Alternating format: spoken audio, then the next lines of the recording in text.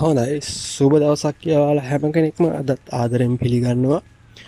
ඔන්න පහුගිය මාසයේදී ආණ්ඩුව විසින් තීරණය කළා තිබුණා ගර්භණී මව්වරුන්ට ලබා දෙන සාමාන්‍ය පෝෂණ දීමනාවට අමතර රුපියල් 5000ක දීමනාවක් ලබා ගන්න.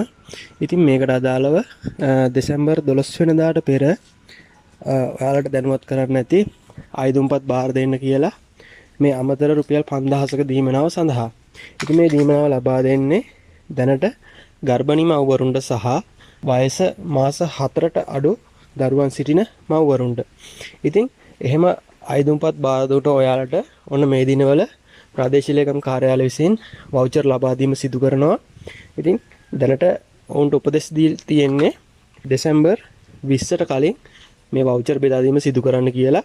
ඉතින් ඔයත් ආයුධම්පත් බාර දීම සිදු කරා නම් දැන්ම ප්‍රාදේශීය ලේකම් කාර්යාලයට ගිහිල්ලා මේ වවුචර් පත ලබා ගැනීම සිදු කරන්න.